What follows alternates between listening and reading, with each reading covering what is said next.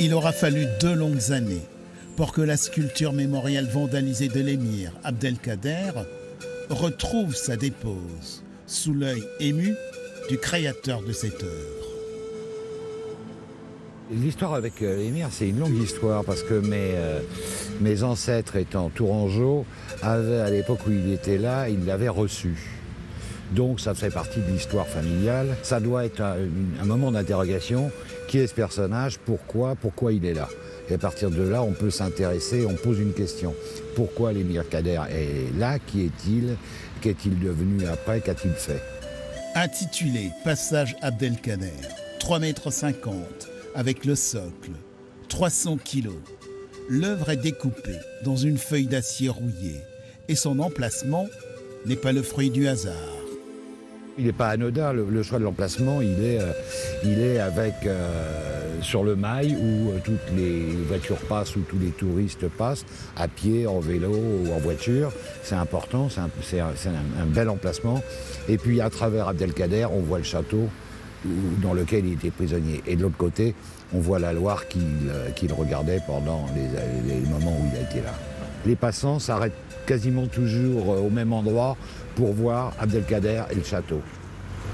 Pour l'éternité? Pour toujours, voire même après. Le 5 février 2022, c'est l'effroi et la consternation.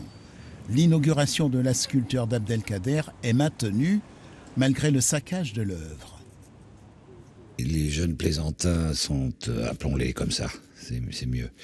Ils avaient une disqueuse et puis ils ont coupé tout ce qui était à hauteur d'homme et ils ont complètement tordu chaque pièce. Par rapport au personnage, par rapport à Abdelkader, on raboutique pas des trucs, le personnage est fort et on repart sur une pièce forte et non pas sur une pièce réparée.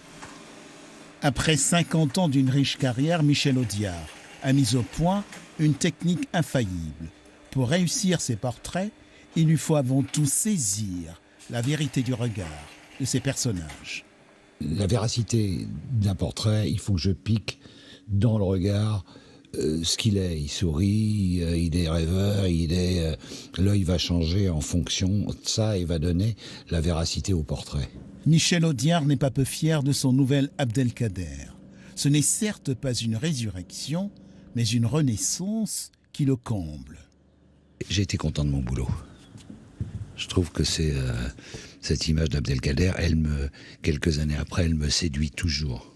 Abdelkader, un personnage complexe, une figure de proue entre l'Algérie et la France.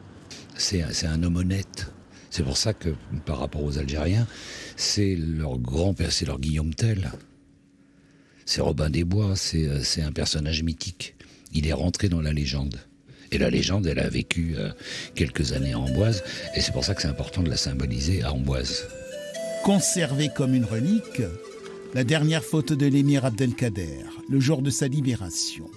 On retrouve également un portrait de lui, prêté par le château de Versailles.